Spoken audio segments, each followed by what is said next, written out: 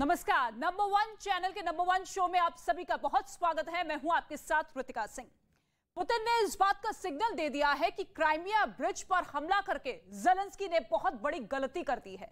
इस वक्त यूक्रेन की राजधानी कीव पर एक बहुत बड़े हमले की तैयारी शुरू हो चुकी है। इसे आप पुतिन का बदला वाला वर्जन भी कह सकते हैं। ये रिपोर्ट आप देखेंगे तो आपको पता ये चलेगा कि ज़ेलेंस्की को क्यों लगने लगा है कि अब उनके पास आखिरी चांस बचा है, क्योंकि पुतिन ने एक धमाके का बदला 100 धमाकों से लेने का मन बना लिया है।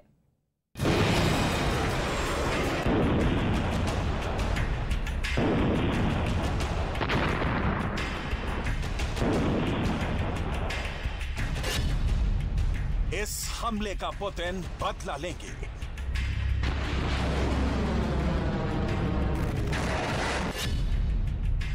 पुतिन क्राइमिया का बदला जरूर लेंगे। अब मिसाइल चलेगी। तबाही इस बार बहुत ज्यादा होगी। क्या ज़ेलेंस्की पुतिन के गुस्से से बच पाएंगे?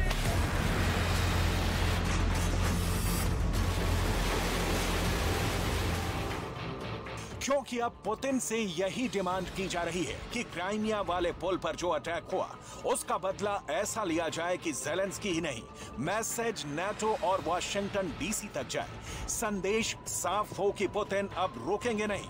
पूरे यूक्रेन को रौंदने वाली उनकी फोर्स तैयार है। पूरी दुनिया में रिपोर्ट छप रही है कि अब बदले की बात हो रही है।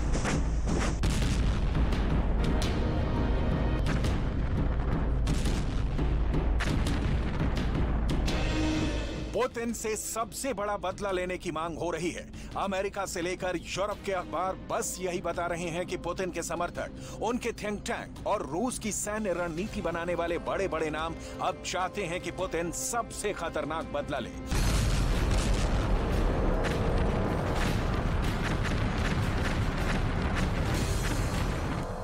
ऐसे बदले में मिसाइल भी हो, स्पेशल फोर्स का अटैक भी हो और कीव को रौंदने वाला प्लान भी हो, लेकिन ज़ेलेंस्की को लगता है कि वो पुतिन की फौज को डॉनबास से खदेड़ कर रख देंगे। Позиції на Донбасі, зокрема на Бахмутському напрямку, де зараз дуже складно, дуже жорсткі бої. Хочу сьогодні знову відзначити наших воїнів з 93-ї окремої механізованої бригади. Холодний Яр за мужність, за стійкість саме на цьому напрямку. ज़ेलेंस्की का जोश बहुत हाई है, लेकिन क्राइमिया पर अटैक के बाद पुतिन के मोर्चे से जो रिपोर्ट्स आ रही हैं, उससे लगता है कि मॉस्को में बड़ी इमरजेंसी वाला फैसला ले लिया गया है। इसलिए बहुत गौर से ये रिपोर्ट देखिएगा।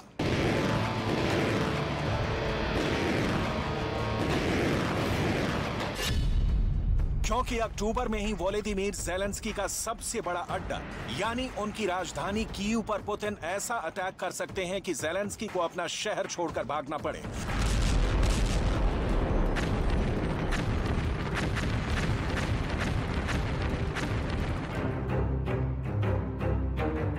इसके लिए पुतिन का सबसे भरोसेमंद कमांडर कादिरोव तैयार है।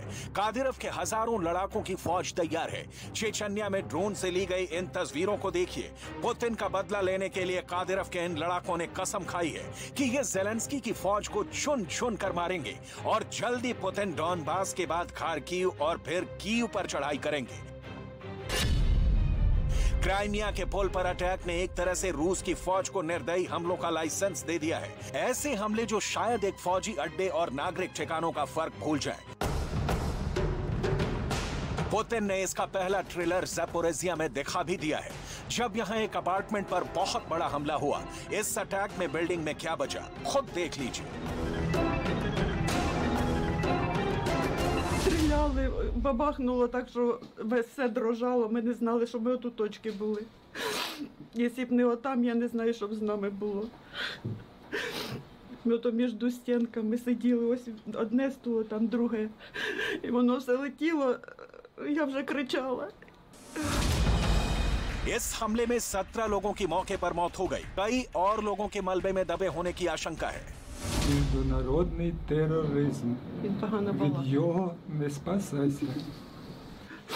Тут нема ж нічого, ні предприятий ніяких, ні воєнних, ні ніяких промишлених предприятий. करीब 50 अस्पताल में भर्ती हैं। ज़पोरिज़िया में इस हमले ने बता दिया है कि पुतिन की फौज और क्रूर होने जा रही है। इससे पहले 6 अक्टूबर को भी ज़पोरिज़िया में रूस के हमले में 19 लोगों के मारे जाने का दावा किया गया था। अब पुतिन आगे क्या कर सकते हैं, इसे बहुत गौर से समझिएगा, क्योंकि पुतिन अब बहुत से मिसाइल लगातार फायर कर रहे हैं।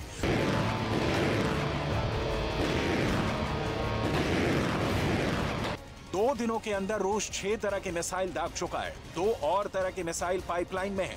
क्राइमिया वाले पुल पर हमले के बाद लगता है कि पुतिन ने मिसाइल का गोदाम फिर से खोल दिया है।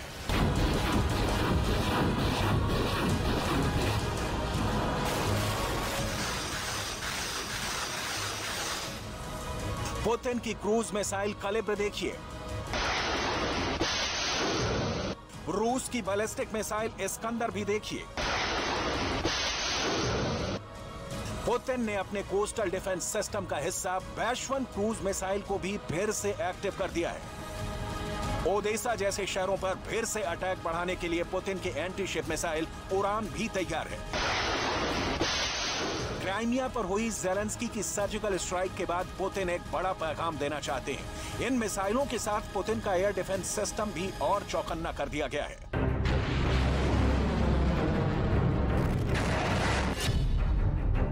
युद्ध के मैदान में रूस की नई तैयारी बहुत खतरनाक है।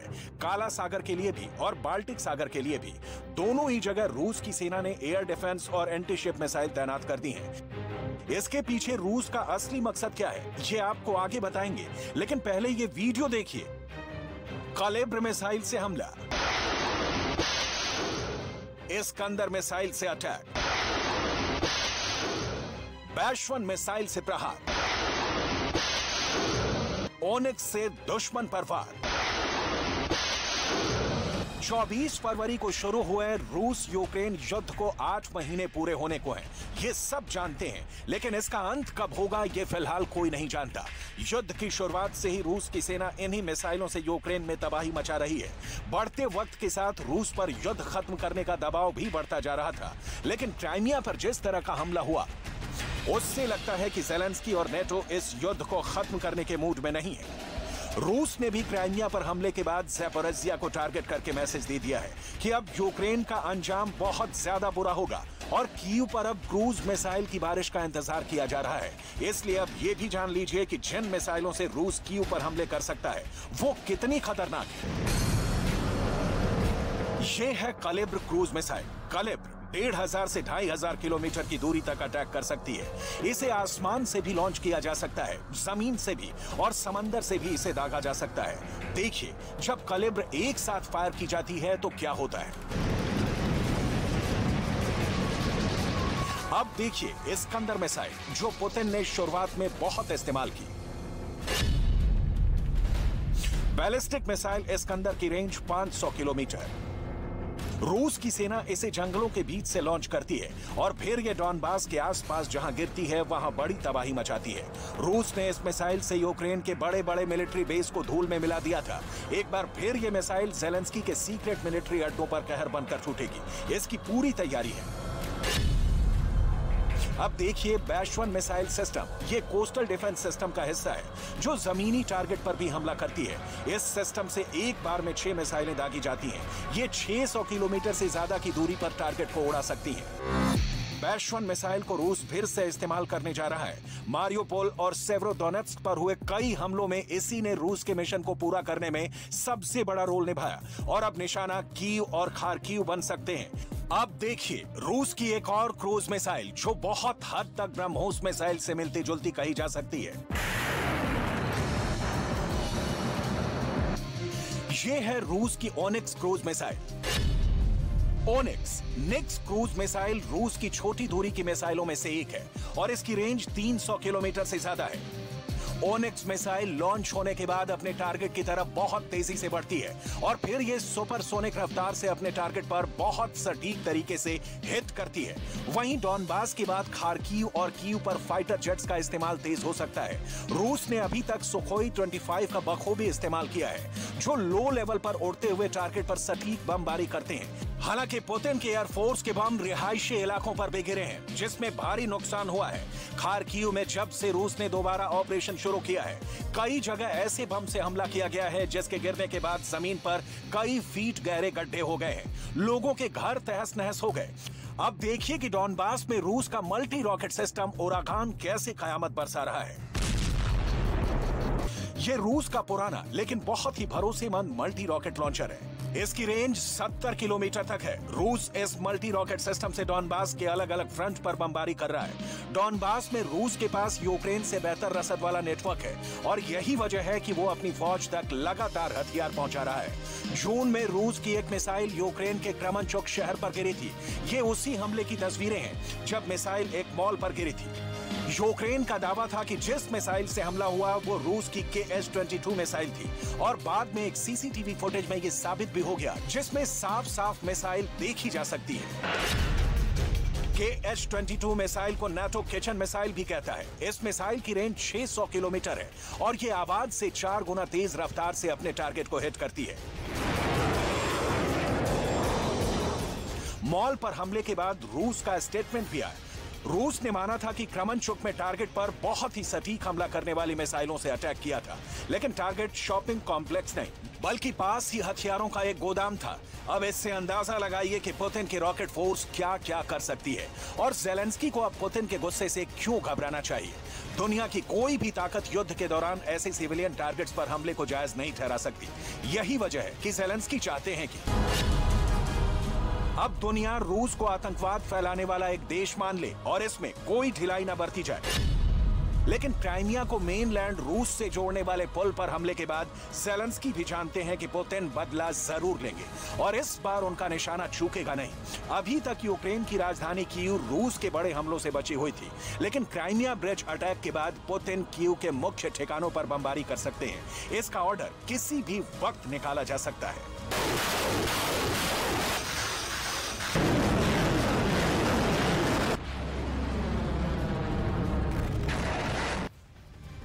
पुतिन के खिलाफ महिला ब्रिगेड ने मोर्चा खोल दिया है। पुतिन को इस ब्रिगेड से जो चुनौती मिल रही है उसका तोड़ फिलहाल नहीं दिख रहा है।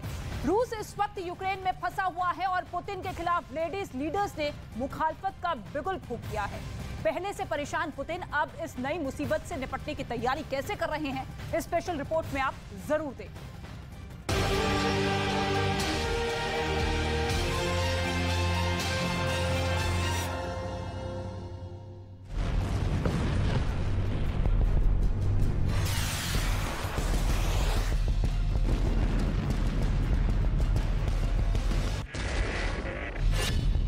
Finland, Sweden, Denmark, Estonia, Britain, America और यूक्रेन। 7 देश, 7 महिलाएं, 7 दुनिया की वो सबसे ताकतवर नारी शक्ति जो रूस के राष्ट्रपति व्लादिमीर पुतिन की सबसे बड़ी दुश्मन है।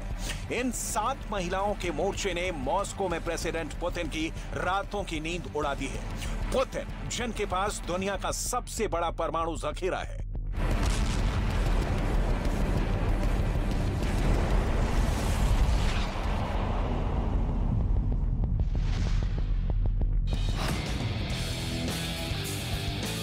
पुतिन, जिनके पास दुनिया के सबसे बड़े मंच पर वीटो का अधिकार हासिल है, पुतिन, जिनके ट्रैक रिकॉर्ड में 99.9% कामयाबी दर्ज है, वो चाहे जंग का मैदान हो या संबंधों का इतिहास, जिसमें अलीना कबाएवा हैं, जो पुतिन के प्रेम में कई देशों से प्रतिबंध की चोट से आहत हैं।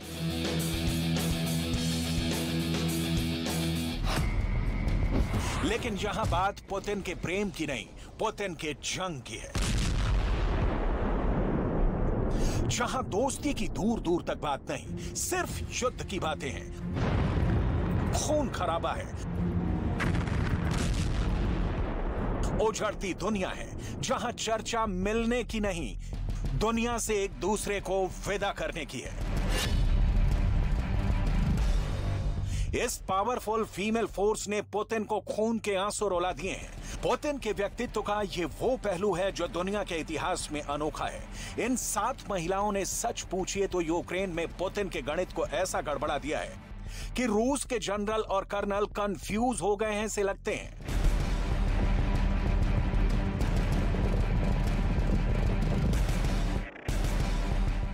दुनिया की सबसे लंबी समंदर के नीचे बिछी रूस की नॉर्ड स्ट्रीम पाइपलाइन में ब्लास्ट हुआ। पुतिन एक्शन लेते।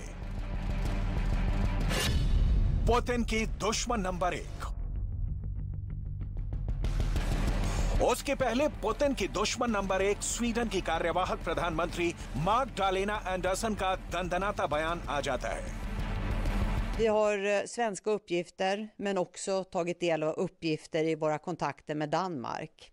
Och utifrån dem kommer fram till att detta troligen rör sig om en medveten handling. Det är alltså troligen fråga om ett sabotage. Norges regering har också informerat oss om en ökad drönaraktivitet i Nordsjön och Putin का खौफ Sweden में भी भर गया है। Sweden को भी Ukraine की तरह नाटो की सदस्यता चाहिए। स्वीडन की पीएम यूक्रेन को खूब मदद पहुंचा रही हैं। स्वीडन की तरफ फिनलैंड की प्रधानमंत्री सना मरीन को भी पुतिन फूटी आंखों नहीं सुहाते। पुतिन की पड़ोसी, पुतिन की दुश्मन नंबर 2 फिनलैंड की पीएम सना मरीन पुतिन से बहुत नाराज है। फिनलैंड भी पुतिन की मंशा से डरा हुआ दिख रहा है और फिनलैंड को भी तत्काल नाटो की सदस्यता चाहिए। पुतिन पर फिनलैंड की प्रधानमंत्री सना मरीन का इल्जाम क्या है, सुन लीजिए। I discussed with President Erdogan earlier today briefly on our NATO application situation. Of course, we hope that the ratification will happen sooner, preferably sooner than later. But of course, it's in the hands of Turkey. I understand that Finland isn't a problem for Turkey, and we will continue, as we have agreed and negotiated before, we will continue the talks. But of course, we hope that the ratification will happen. सामरिक रूप से Finland रूस के लिए बेहद उपयोगी है। Finland रूस के साथ 1340 किलोमीटर लंबी सीमा साझा करता है। पुतिन ने नाटो को चेतावनी दी है कि अगर स्वीडन और फिनलैंड नाटो में शामिल हुए तो रूस यूरोप के बाहरी इलाके में परमाणु हथियार और हाइपरसोनिक मिसाइलें तैनात कर देगा।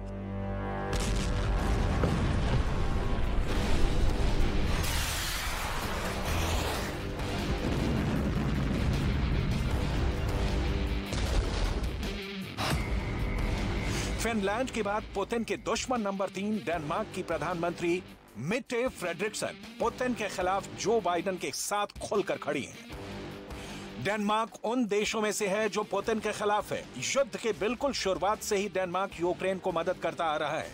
पुतिन की नीतियां डेनमार्क की पीएम को भी अच्छी नहीं लगती। मिट्टे फ्रेडरिक्सन ने कहा है कि रूस के साथ संघर्ष शुरू होने के बाद से डेनमार्क ने यूक्रेन को पर्याप्त राजनीतिक, वित्तीय और प्रतिबंध सहायता दी है। यूरोपीय संघ और वैश्विक भागीदारों ने रूस पर अभूतपूर्व प्रतिबंध लगाए हैं और साथ में हम और भी अधिक करेंगे। पुतिन को यूक्रेन युद्ध में जितने तीर लगे हैं उतने शायद जिंदगी में अब तक जख्म नहीं झेलने पड़े होंगे। इस युद्ध की आग ने पुतिन के सुकून को जला दिया है। पुतिन ऐसे मिजाज वाले नेताओं में से हैं जो सत्ता के शीर्ष पर पहुंचने के बावजूद अपनी पर्सनल लाइफ में स्पेस बचा कर रखते हैं। लेकिन युद्ध की शुरुआत के बाद से पुतिन की ऐसी एक भी तस्वीर सामने नहीं आई है जिसमें पुतिन अपना दिल बहलाते दिख रहे हों, जैसे पहले किया करते थे। जाहिर है पुतिन परेशान है, पुतिन आहत है, पुतिन बेचैन है, पुतिन बदले की आग में जल रहे हैं। पुतिन के सामने युद्ध जीतने के अलावा कोई विकल्प नहीं बचा है और इस युद्ध पथ पर पुतिन को इन महिलाओं ने रोक रखा है।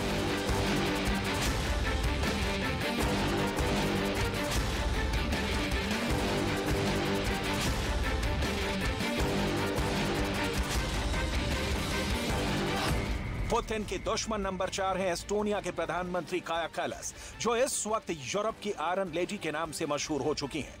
I think that Vladimir Putin has to be isolated politically on all the levels, because what we see in Ukraine, why there are more civilian casualties than there are military casualties, is because they are targeting the civilians.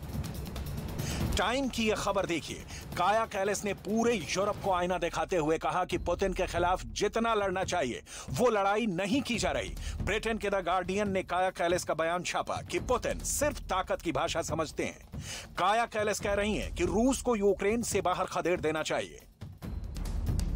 This is not the end. We should not forget what he has already done to Ukrainian people. Because if we go back to business as usual with President Putin, then his appetite will only grow. Putin को ललकारने का मतलब क्या है? इसे अब बहुत गौर से समझिएगा। काया कैलिस के देश के साथ आपको उनकी हिम्मत का अंदाजा हो जाएगा। एस्टोनिया एक बाल्टिक देश है जिसकी आबादी भारत के किसी छोटे शहर से भी कम है, करीब 13.5 लाख।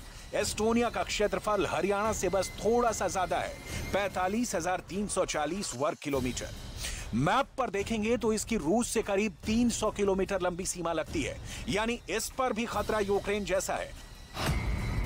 अब अंदाजा लगाइए, पुतिन के सामने रूस, जो दुनिया का सबसे बड़ा देश है, उनके सामने एस्टोनिया की क्या हैसियत। जिस रूस में एस्टोनिया जैसे 377 देश समा जाएं, उस देश की पीएम पुतिन को ओपन चैलेंज दे रही हैं। एस्टोनिया ने यूक्रेन को हजारों राइफल और लाखों गोलियां भेजी हैं। एस्टोनिया ने यूक्रेन को ग्रेनेड लॉन्चर और हजारों ग्रेनेड भी सप्लाई किए हैं। ये यूक्रेन के इन्फेंट्री का एक बड़ा हिस्सा बनी हुई है। पुतिन इस वक्त दुनिया के सबसे ज्यादा दुश्मन बनाने वाले नेता के समान दिख रहे हैं, जिनके पग पग पर ताक लगाए दुश्मन बैठा है। एक के बाद एक लगभग पूरा यूरोप ही पुतिन के खिलाफ है, यूक्रेन के साथ है। पुतिन को यूक्रेन युद्ध में अगर किसी भी यूरोपीय देश से सबसे ज्यादा नुकसान हुआ है तो वो है ब्रिटेन, जो पुतिन के लाख मना करने के बावजूद यूक्रेन को भर भर कर हथियार पहुंचा रहा है।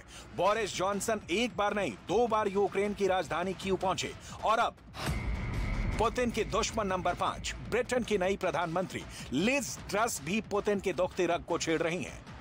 ब्रिटेन की प्रधानमंत्री लिज ट्रस ने रूस के राष्ट्रपति पुतिन पर यूक्रेन के खिलाफ उनके असफल सैन्य अभियान का बचाव करने के लिए आक्रामक धमकियां देने का आरोप लगाया है। लिज ट्रस जैसी तेज तर्रार नेता का पुतिन के खिलाफ होना जेलेंस्की के लिए किसी बेहद खतरनाक मिसाइल के समान है, जो जेलेंस्की को पुतिन से 2-2 हाथ करने की ताकत देता है। लिज ट्रस पुतिन के यूक्रेन हमले को पूरी दुनिया के लिए असुरक्षा का कारण बताती हैं। पुतिन की मुखालफत करने वाली दुनिया की ये टॉप लेडी लीडर चाहती हैं कि यूक्रेन में युद्ध तुरंत बंद किया जाए, यूक्रेन को जितना संभव हो मदद किया जाए, और यही बात राष्ट्रपति पुतिन को खल रही है। यूक्रेन को मदद और रसद मिलना बंद नहीं हुआ। जो इस वक्त युद्ध का हाल है वो बता रहा है कि पुतिन बहुत मुश्किल में पड़ गए, और सामने जब नैन्सी पेलोसी जैसी नेता हो तो चुनौतियों की तादाद में इजाफा होना तय है।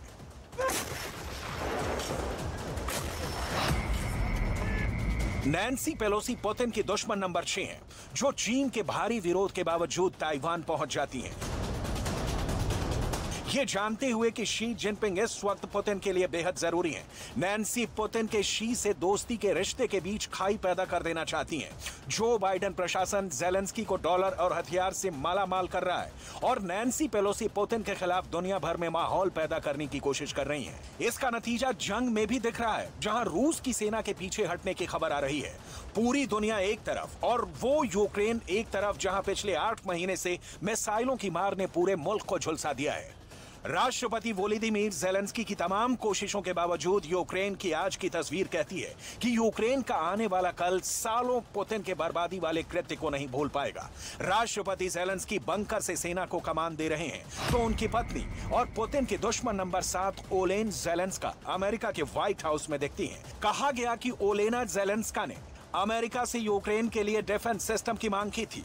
जो बाइडेन की पत्नी जिल बाइडेन 8 मई को बिना कार्यक्रम के यूक्रेन पहुंच गई थी, और वहां पर उन्होंने यूक्रेन की प्रथम महिला ओलेना जेलेंस्का से मुलाकात की थी। पुतिन भंवर में फंसे हैं, और ऊपर से एक साथ 7 शक्तियों से लड़ाई। आगे आगे देखिए होता है क्या। अगर किसी को यह लग रहा है कि यूक्रेन की जंग में पुतिन हार मान चुके हैं तो यह बिल्कुल गलत है। कादिरोव ने अब करीब 1 लाख लड़ाकू की फौज यूक्रेन की जंग के लिए तैयार कर ली है। और यही नहीं, कादिरोव ने पुतिन से बात करके अपने फेवरेट जनरल को रूस की आर्मी का सुप्रीम कमांडर भी बनवा दिया है। और इस बीच ज़ेलेंस्की को पूरा शक है कि नया कटप्पा धोखा जरूर देगा। ज़ेलेंस्की ने किसे नया कटप्पा कहा है, इस रिपोर्ट में आप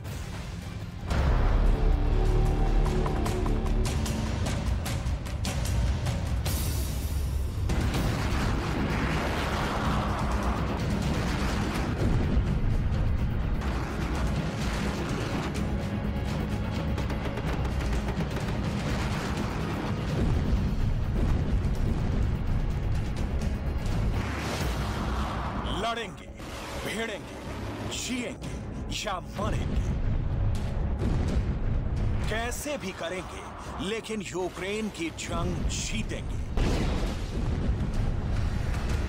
पुतिन की जिंदगी का अब यही एक मकसद है, ज़ेलेंस्की की बर्बादी, अपने दुश्मन का खात्मा।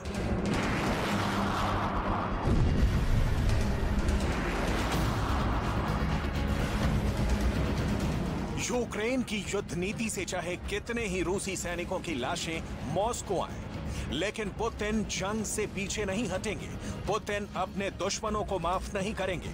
इसलिए पुतिन ने रणनीति बदल दी है, लेकिन टारगेट वही है, यूक्रेन की फतह।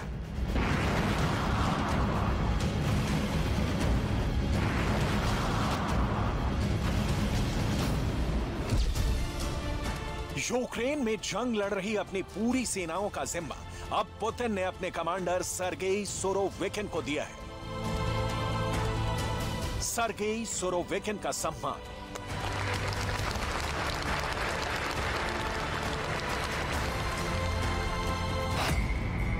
यूक्रेन के अंदर रूस की थल सेना, रूस की वायुसेना, रूस की नौसेना, चेचन्या की फौज, दागिस्तान की फौज, सीरिया की फौजी टुकड़ी, ये सारी सेनाएं अब सिर्फ और सिर्फ पुतिन के इस नए जनरल सर्गेई सुरोविकिन को रिपोर्ट करेंगी। अब यूक्रेन की युद्ध भूमि में वही होगा जो पुतिन के नए जनरल सर्गेई सुरोविकिन चाहेंगे।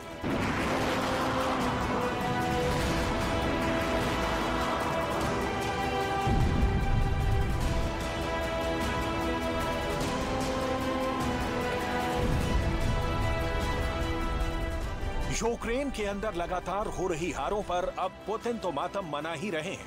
रमजान कादिरोव भी बहुत ज्यादा गुस्से में है। पिछले 1 महीने से लगातार रमजान कादिरोव अपने टेलीग्राम चैनल पर पुतिन के जनरलों की आलोचना कर रहे हैं, लेकिन पहली बार अपने टेलीग्राम पर रमजान कादिरोव ने पुतिन के इस नए जनरल की तारीफ की है। आखिर पुतिन के इस नए जनरल सर्गेई सुरोविकिन में ऐसा क्या खास है कि खुद रमजान कादिरोव भी उनकी तारीफ कर रहे हैं? पूरी दुनिया में ये हेडलाइंस क्यों छप रही हैं कि पुतिन ने अब अपने सबसे क्रूर, बेरहम, निर्दयी और शैतान जनरल को यूक्रेन की जंग की कमान सौंप दी है? आखिर क्यों अब रमजान कादिरोव और सर्गेई सुरोविकिन ही पुतिन की आखिरी उम्मीद है? क्या रमजान कादिरोव के 90,000 नए लड़ाके दोबारा यूक्रेन के अंदर पुतिन की वो प्रतिष्ठा वापस लौटा पाएंगे जो अब नष्ट हो चुकी है? पुतिन के कैंप में क्या चल रहा है, एक एक खबर आपको देंगे, लेकिन सबसे पहले बात करेंगे पुतिन के उस नए जनरल की जिसकी हेडलाइंस आज तमाम इंटरनेशनल न्यूज़पेपर्स में प्रकाशित हुई हैं। रूस के राष्ट्रपति भवन क्रेमलिन में उस वक्त खलबली मच गई जब क्रीमिया का ब्रिज विस्फोटक से उड़ा दिया गया। 24 घंटे के अंदर पुतिन ने इस ब्रिज को रिस्टोर करवा दिया, लेकिन पुतिन की प्रतिष्ठा को जो धक्का लगा है वो रिस्टोर करने की जिम्मेदारी अब सर्गेई सुरोविकिन की है। ज़ेलेंस्की के बयानों के मुताबिक यूक्रेन की आर्मी रूस से अब तक 2400 वर्ग किलोमीटर का क्षेत्र छीन चुकी है। अब पुतिन के नए जनरल सर्गेई के सामने टारगेट ये है कि उनको ये जमीन दोबारा वापस लेनी होगी। दूसरे विश्व युद्ध के बाद पहली बार रूस के अंदर 3 लाख नागरिकों को सेना में भर्ती किया जा रहा है। इन 3 लाख नागरिकों के सैन्य प्रशिक्षण पर भी पुतिन के नए जनरल को निगरानी करनी है। रूस के अंदर पुतिन के दुश्मन अब खुलकर पुतिन की आलोचना कर रहे हैं।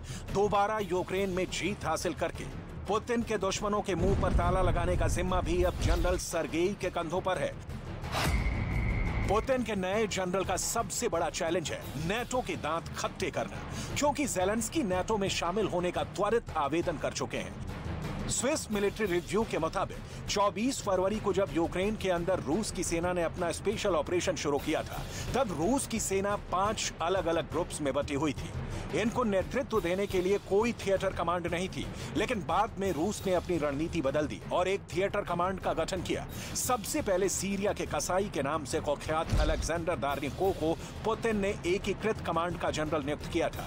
अलेक्जेंडर दार्निकोव पर आरोप है कि सीरिया के अंदर युद्ध जीतने के लिए उन्होंने नागरिकों पर ही बमबारी करवा दी थी। सीरिया में रूस का झंडा ऊंचा करने के लिए पुतिन ने अलेक्जेंडर दार्निकोव को hero of the Russia medal से सम्मानित किया था, जो रूस के सर्वोच्च पुरस्कारों में से एक है। लेकिन अलेक्जेंडर दार्निकोव भी पुतिन को मन मुताबिक सफलता नहीं दिला सके, जिसके बाद पुतिन ने अब थिएटर कमांड का पूरा जिम्मा अपने नए जनरल सर्गेई सोरोविकिन को सौंप दिया, जो रूस की वायुसेना के चीफ भी हैं। खुद रमजान कादिरोव ने एक टेलीग्राम पोस्ट में जनरल सर्गेई सोरोविकिन की तारीफ की है। रमजान कादिरोव ने लिखा है, सेना के जनरल सर्गेई सोरोविकिन को विशेष सैन्य अभियान के क्षेत्र में संयुक्त बलों के समूह का कमांडर नियुक्त किया गया है। मैं व्यक्तिगत रूप से सर्गेई व्लादिमीरोविच को लगभग 15 वर्षों से अच्छी तरह से जानता हूं। मैं उनके बारे में निश्चित रूप से कह सकता हूं कि वो एक वास्तविक सेनापति और योद्धा हैं। सर्गेई सोरोविकिन अनुभवी, मजबूत इरादों वाले और दूरदर्शी सेनापति हैं। कादिरोव ने लिखा है कि सर्गेई के लिए देशभक्ति, सम्मान और गरिमा जैसी अवधारणाएं हमेशा सबसे ऊपर हैं। इस नियुक्ति का स्वागत करते हुए मुझे खुशी हो रही है। सैनिकों का संयुक्त समूह अब अच्छे लीडर के हाथों में है।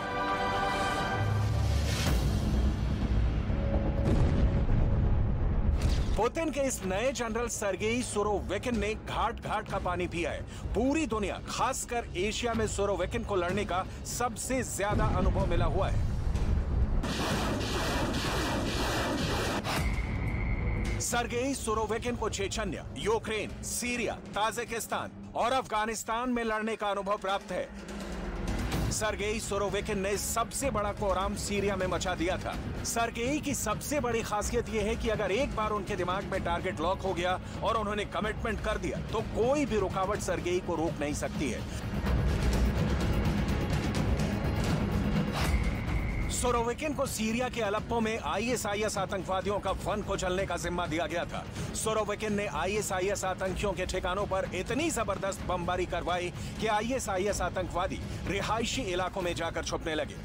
सोरोविकिन पर आरोप है कि आतंकियों को खत्म करने के लिए उन्होंने अलेप्पो के रिहायशी इलाकों पर भी जमकर बमबारी करवाई थी, जिससे बहुत सारे आम नागरिक भी मारे गए। प्रसिद्ध और ऐतिहासिक शहर अलेप्पो सोरोविकिन ने नष्ट कर दिया था। पुतिन ने तो इस कामयाबी के लिए सर्गेई को hero of the Russia federation के पुरस्कार से सम्मानित किया ही।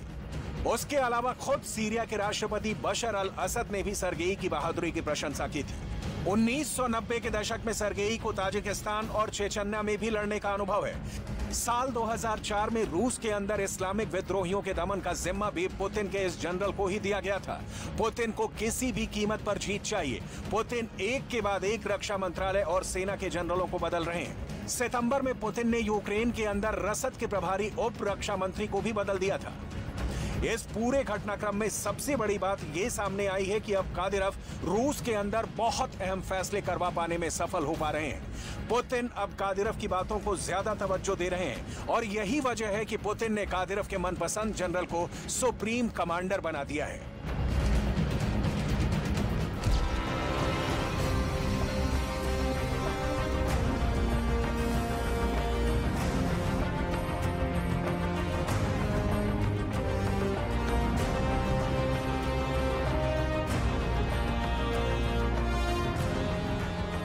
अगर किसी को भी लग रहा है कि पुतिन की लगातार हारों के बाद यूक्रेन के अंदर पुतिन का मनोबल टूट चुका है, तो ये सोचना पूरी तरह गलत है, क्योंकि आप इन तस्वीरों को देखिए। ये कादिरोव की 90,000 की फौज है जो यूक्रेन में लड़ने मरने के लिए तैयार हो रही है। पुतिन के जन्मदिन के मौके पर कादिरोव ने चेचन्या के अंदर अपना शक्ति प्रदर्शन किया है। कादिरोव ने पुतिन को अपनी ताकत दिखाई है और कहा है कि चेचन्या का बच्चा बच्चा पुतिन के लिए अपनी जान लड़ाने को तैयार है। वेस्टर्न एक्सपर्ट्स का आकलन है कि अब कादिरोव और उनकी फौज ही वो अंतिम उम्मीद है जो यूक्रेन की जंग में पुतिन की वापसी करवा सकती है। कादिरोव वे इस बात को अच्छी तरह से जानते हैं और इसीलिए उन्होंने अपने लड़ाकों को तैयार रहने के लिए अलर्ट कर दिया है। जब खार्किव से पुतिन की फौजों को भागना पड़ा था, उस वक्त ही कादिरोव ने यह बयान दिया था कि वो युद्ध पलट देंगे और ओडेसा का बंदरगाह जीतकर पुतिन को गिफ्ट कर देंगे। दूसरी तरफ ज़ेलेंस्की भले ही जंग जीतते हुए नजर आ रहे हों, लेकिन पुतिन का खौफ और परमाणु धमकियों की दहशत साफ देखी जा सकती है।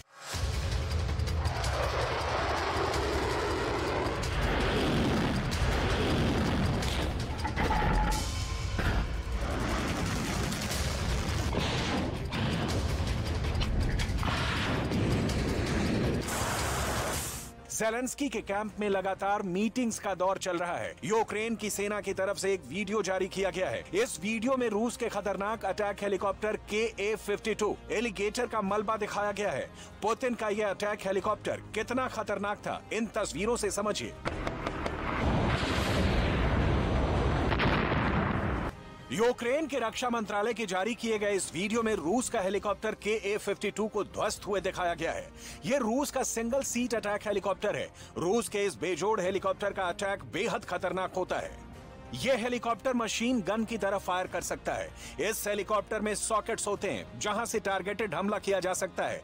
इस हेलीकॉप्टर में फायर रॉकेट्स होते हैं जो बहुत तेजी से दुश्मन के ठिकानों को खत्म करने की क्षमता रखते हैं।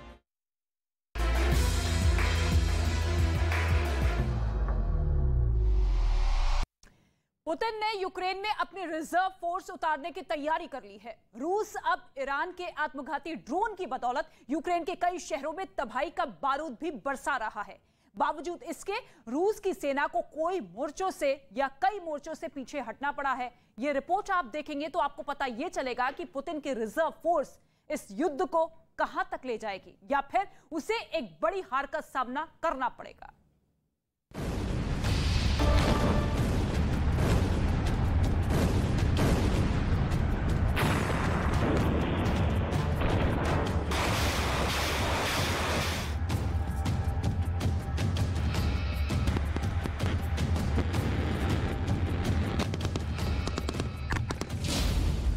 यूक्रेन के मैदाने जंग में ईरानी ड्रोन ने मचाई तबाही।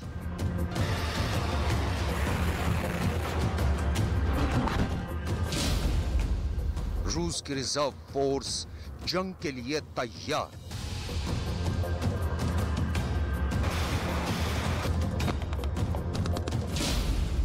यूक्रेन की सेना का जबरदस्त काउंटर अटैक।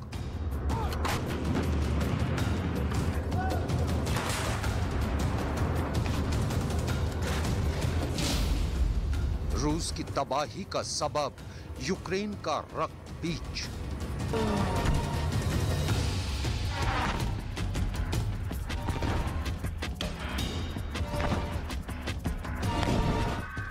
AK-47 से गोलियां बरसाता एक सैनिक, रॉकेट लॉन्चर से निशाना लगाता एक और सैनिक, बंकर से गोलियां चलाकर अपनी पोजीशन बदलते एक सैनिक की तस्वीर, आसमान से बरसते बारूद के बीच एक टैंक बटालियन, मोबाइल मिसाइल लॉन्चरों से आग उगलती मिसाइलें और आर्टिलरी गन की फायरिंग।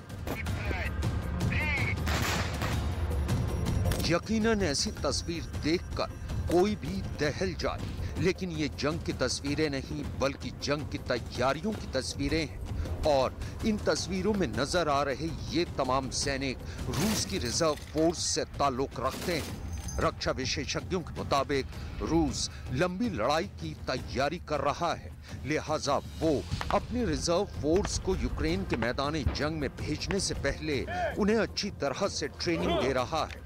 दूसरे विश्व युद्ध के बाद रूस की ये अब तक की सबसे बड़ी सैन्य तैनाती है।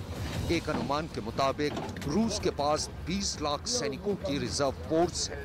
ये रूस के वो नागरिक हैं जिन्होंने अनिवार्य सैन्य सेवा के तहत मिलिट्री ट्रेनिंग ले रखी है।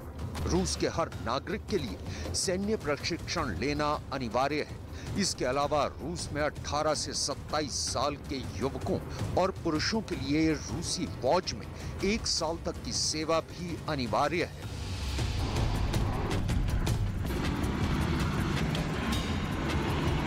अगर रूस और यूक्रेन के बीच सैन्य बलों की तुलना की जाए तो रूस हर लिहाज से यूक्रेन पर भारी पड़ता है और यूक्रेन जंग की शुरुआत में रूस ने जंग के लिए करीब 2 लाख सैनिकों को मैदानी जंग में उतारा था। लेकिन पश्चिमी देशों की बदौलत यूक्रेन की सेना को मिले अत्याधुनिक हथियारों के दम पर और बेहतर युद्ध नीति की वजह से रूस और यूक्रेन के बीच जारी जंग में ये फासला लगातार कम होता जा रहा है और जंग में यूक्रेन की जवाबी कार्यवाही के चलते रूस बैकफुट पर आ गया है। ब्रिटिश न्यूज एजेंसी बीबीसी की रिपोर्ट में इस बात का दावा किया गया था कि 7 महीने की जंग में अब तक रूस के 1000 से ज्यादा वरिष्ठ सैन्य अधिकारी मारे जा चुके हैं। इनमें पायलट, इंटेलिजेंस और सैन्य अधिकारी शामिल हैं। इसके अलावा ब्रिटेन के रक्षा मंत्रालय का दावा है कि अब तक जंग में रूस के 50,000 से ज्यादा सैनिक मारे जा चुके हैं। इतना ही नहीं, यूक्रेन जंग के दौरान रूस अपने हथियारों के जखीरे में से अपनी खतरनाक हाइपरसोनिक मिसाइलें भी इस्तेमाल कर देख चुका है, लेकिन ये मिसाइलें भी गेम चेंजर साबित नहीं हुई हैं।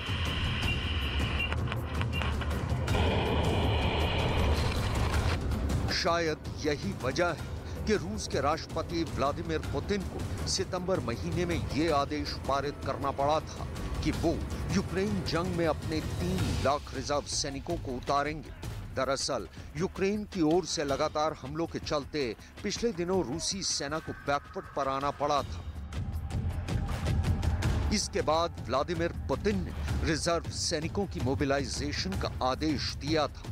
रूस के रक्षा मंत्री सर्गेई शोइगु के मुताबिक राष्ट्रपति पुतिन के आदेश के बाद अब तक यूक्रेन जंग के लिए 2 लाख से ज्यादा लोग रिजर्व फोर्स में शामिल हो चुके हैं। В соответствии с указом президента Российской Федерации с 21 сентября в стране проводится частичная мобилизация. На сегодня вооруженные силы прибыло свыше 200 тысяч человек. Мною поручено обеспечить всех необходимыми комплектами одежды и другим имуществом, назначить на должности. Обучение личного состава сформированных подразделений осуществляется на 80 полигонах и в 6 учебных центрах. खबर है कि राष्ट्रपति पुतिन ने ईरान से मिले घातक ड्रोन के जखीरे को जंग के मैदान में उतार दिया है। दरअसल यूक्रेन का आरोप है कि रूसी सेना यूक्रेन के सैन्य ठिकानों और उसके रिहायशी इलाकों पर हमला करने के लिए ईरान से मिले आत्मघाती शाहिद 136 ड्रोन का इस्तेमाल कर रही है। ईरान के शाहिद 136 ड्रोन को कामिकाज़े ड्रोन कहा जाता है, जिसका मतलब होता है आत्मघाती drone. Strategic consulting firm red 6 solutions LLC की एक रिपोर्ट के मुताबिक जंग की सूरत में इसे बड़े प्रभावी तरीके से इस्तेमाल किया जा सकता है। पहला, इसके जरिए दुश्मन के रेडार को आसानी से टारगेट किया जा सकता है और दूसरा, दुश्मन की आर्टिलरी गन्स के खिलाफ ये काफी कारगर साबित हुआ है। खबर के मुताबिक रूस ईरान से मिले शाहिद 136 ड्रोन को जेरेनियम 2 के नाम से इस्तेमाल कर रहा है।